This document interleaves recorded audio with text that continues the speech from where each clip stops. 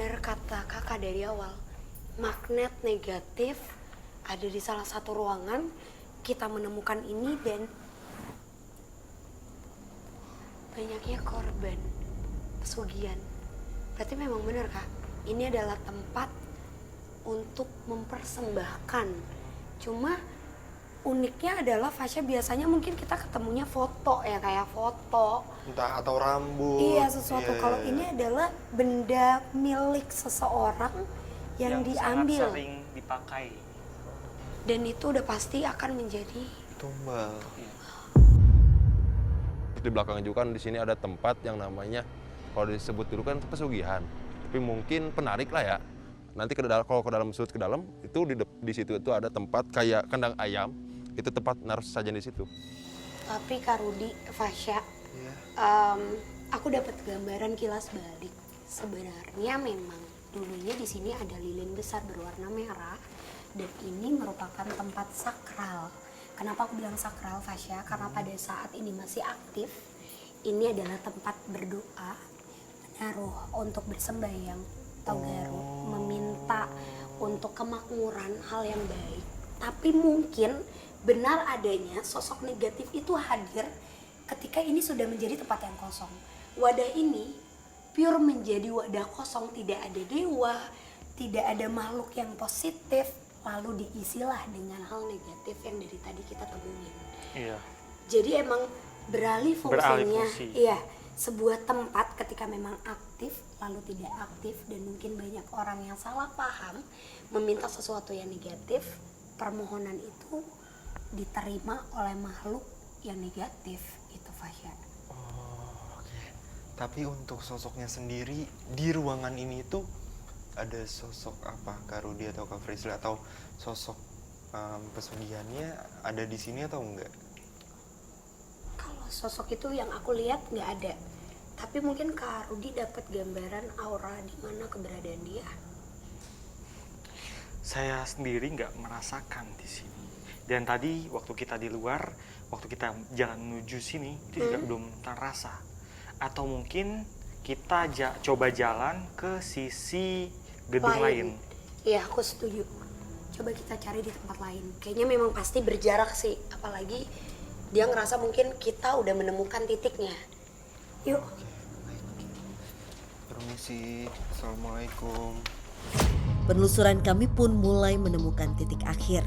Guna menguak dalang dari peristiwa kelam yang hadir, namun seolah sengaja ditutupi, kepemilikan pabrik yang pernah berganti 2 kali ini seakan menambah kesan adanya penyalahgunaan sesuatu di tempat ini. 2014-nya itu ini pindah tangan. Tadinya punya 2014 pindah tangan ke Cinere. Kami pun mencoba menelusuri sisi lain dari area pabrik ini hingga Frisli menemukan sesuatu yang menjadi kunci terbengkalainya tempat ini. Oke Fasya, Kak Rudi.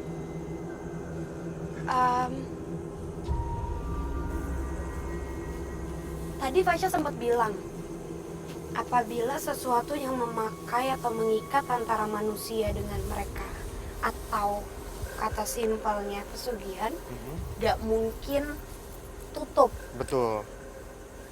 Aku dapat benang merahnya peristiwa yang pernah terjadi di sini. Ini benar-benar jelas banget.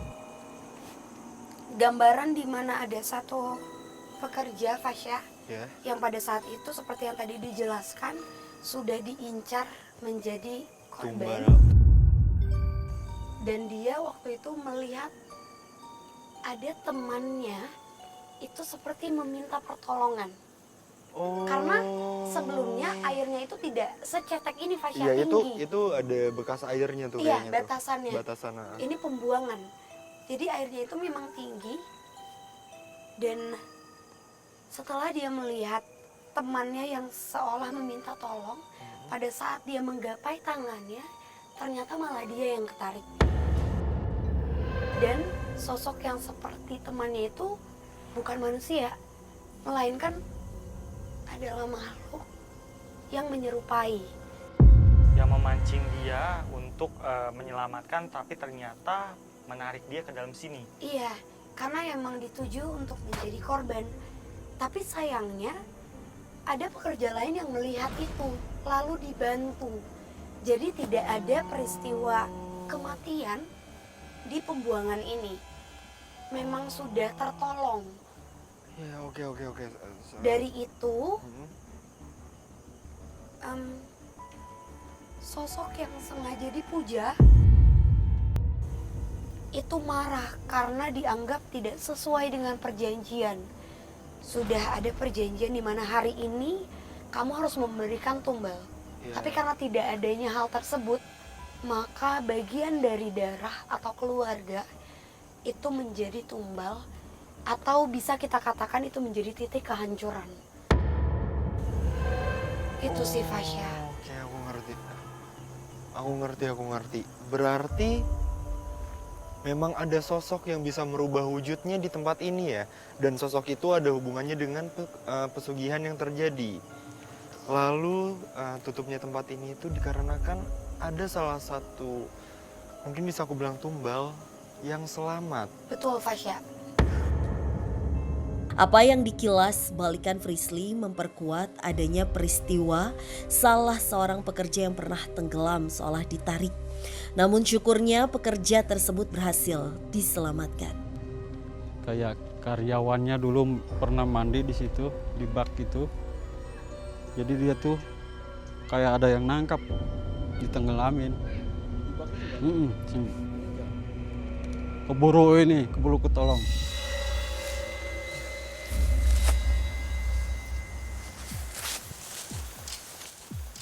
Hati-hati Kak Rudi. Hati-hati.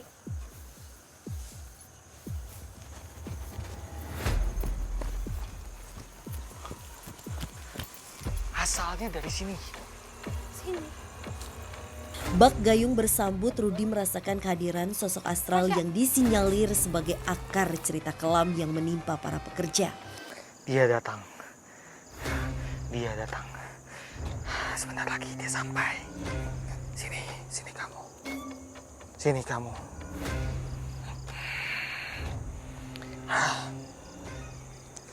Di belakang sebelah kiri saya ada sosok besar sekali. Tingginya 6 meter. Jadi 7 kali tinggi saya. Hampir 7 kali tinggi saya. Ini sosoknya kakek tua. Ya. Kakek tua ini dia pakai kain hitam seperti sarung. Kemudian dia bertelanjang dada dan memakai tutup kepala terbuat dari kain juga yang berwarna hitam. Kalau di belakang gudang paling belakang itu ada jin. Dia ngerupain kakek-kakek aja. Dan dia kelihatannya ganas. Kelihatannya dia ini sosok yang jahat. Saya mau memastikan siapa dia. Saya mau coba berkomunikasi. Oke, baik.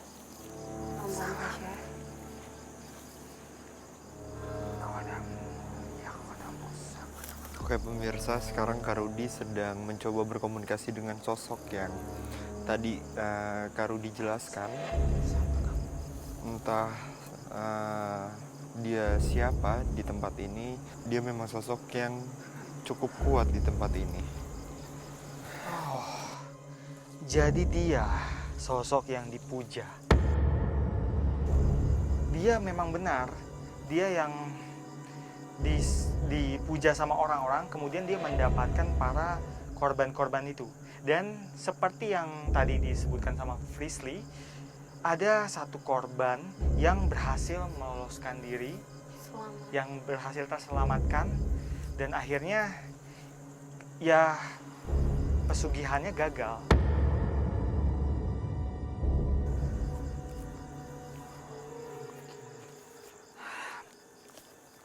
Kak Rudi, hati-hati Kak Rudi. Dari mana kamu?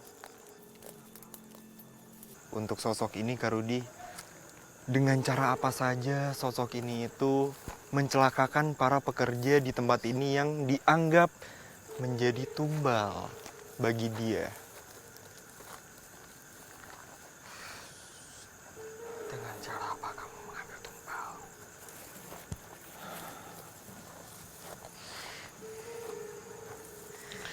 Oh.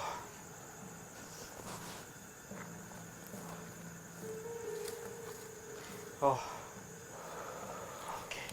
Saya paham.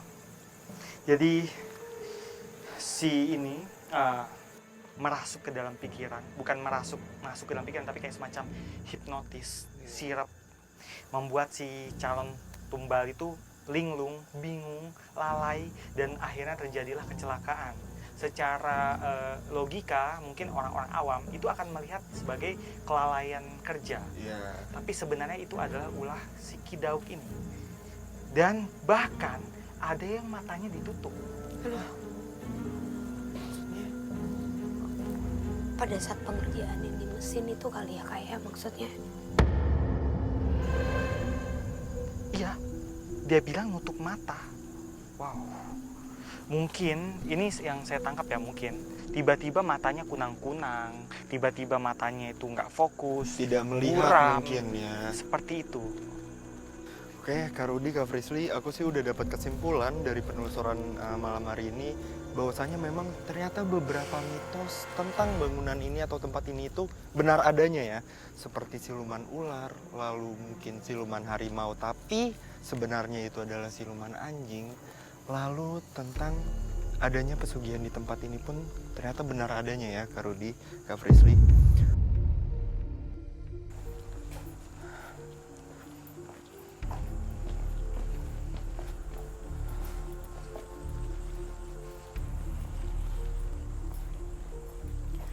Oke, Kak Frisly, Kak Rudi, sepertinya sudah cukup penelusuran pada malam hari ini.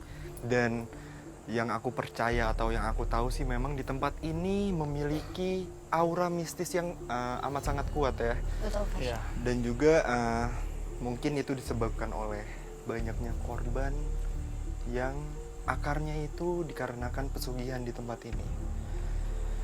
Oke pemirsa, ikuti terus penelusuran kami ke tempat-tempat yang penuh cerita mistis, mitos, serta bikin kamu deg-degan hanya di GTV.